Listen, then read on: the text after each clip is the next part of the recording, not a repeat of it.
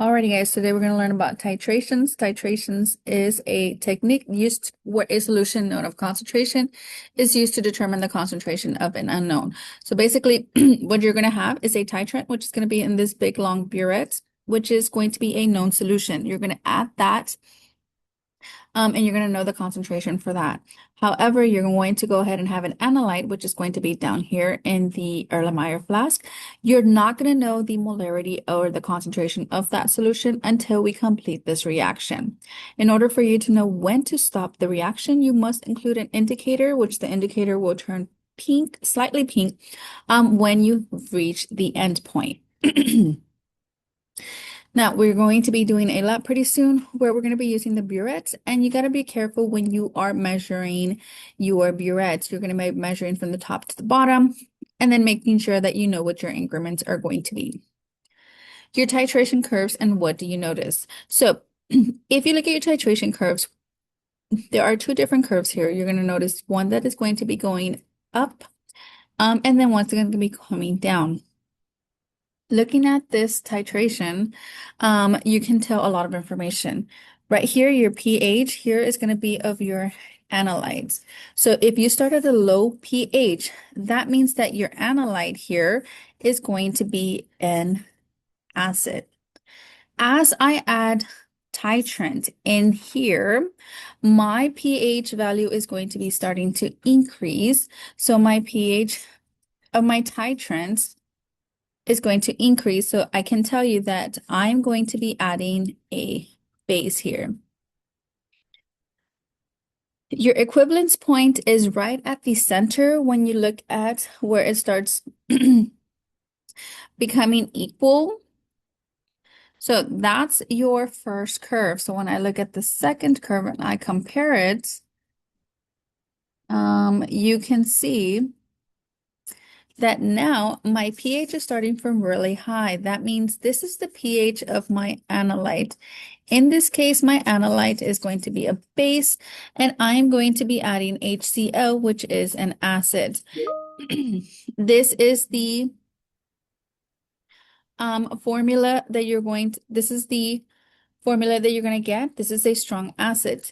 Your equivalence points, because we're looking at strong acids and strong bases, they are going to be right at 7.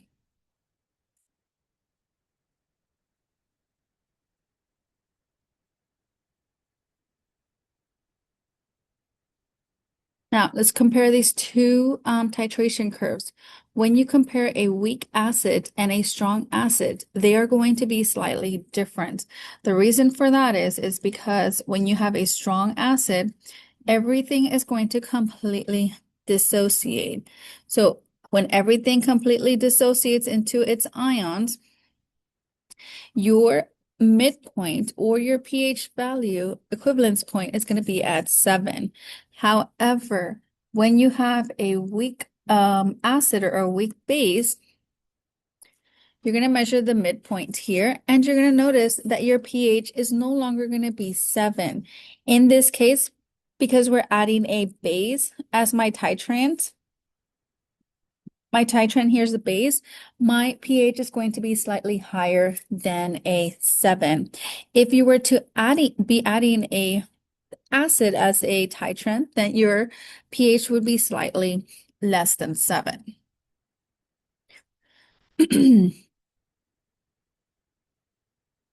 All right.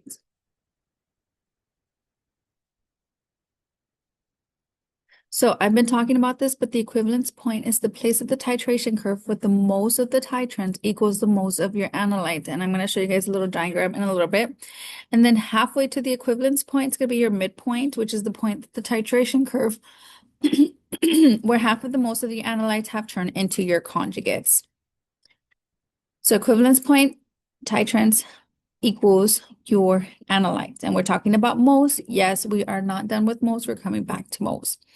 So really quick, I'm just going to go ahead and stress this one more time, that whenever you have a strong acid or a strong base, strong, your equivalence point will always be a 7 because everything is going to deionize or dissociate.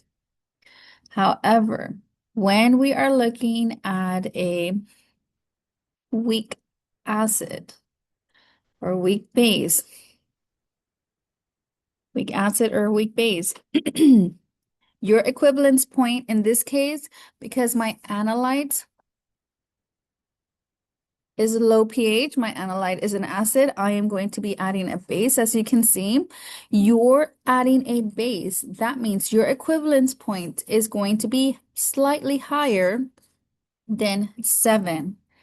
If you're starting the other direction, meaning you're starting with a base, so now your analyte is a base. Whenever you find your equivalence point, it is going to be slightly less than 7 because you're going to be adding an acid. So it's going to be more acidic in this case. And then in the original case here, it's going to be more basic because we're looking at weak.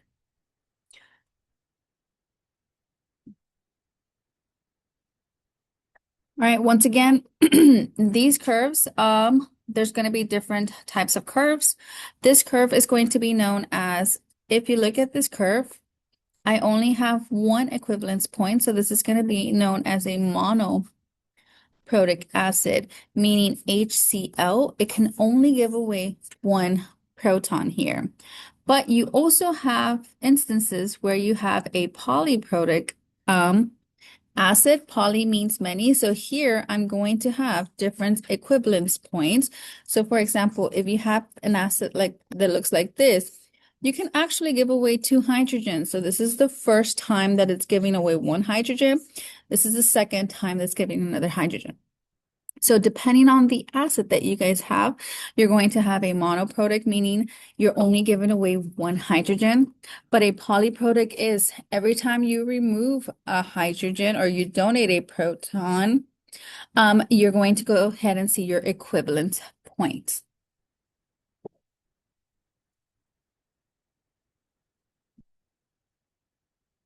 All right, here's what I was talking about, your visuals. So if you flip it over, you're going to go ahead and see, you're going to be writing your what's happening in each part of your graph. So at the very beginning, before I add anything in here, all I have, and I'm going to do a quick drawing, is when I have my burette going on and my analyte here.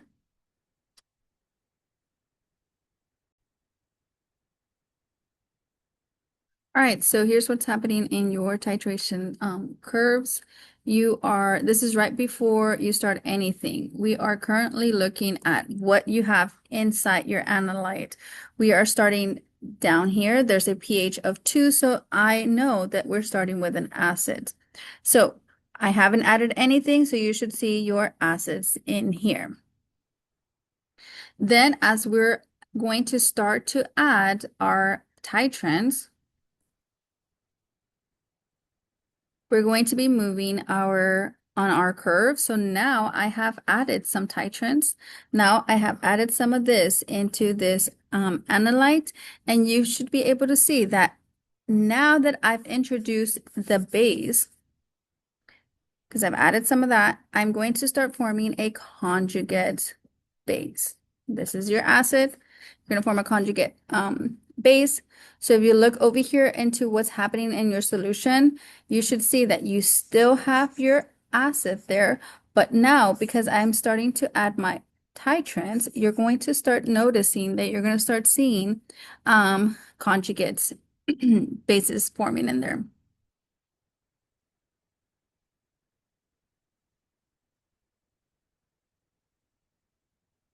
The midpoint of the titration, at this point, we are going to continue adding more titrants. So I'm adding more. And now you should notice that you have 1, 2, 3 conjugates. And then you also have 1, 2, 3 acids. So that's where the half equivalence points, because you still have half of your acid. And then you also have half of your conjugates. So at this point, you're going to have half and half. So this is the midpoint of your titration. Moving on, I'm still adding more titrants and I'm moving up here. This is going to be your equivalence point. At this point, you should no longer have any more acid. All of this should be gone, and all you have left is going to be conjugate. So there's no more of this analyte left over. Everything has turned into its conjugate.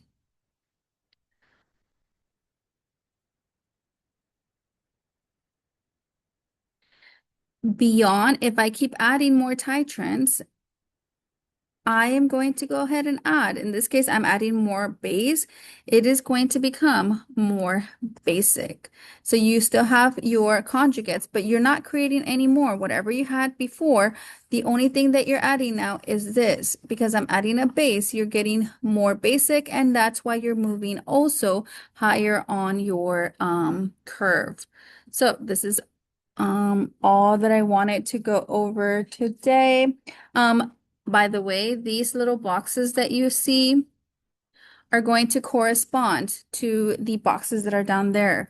So go ahead and make sure that you have your illustrations there so that you can see what is happening into your titrations.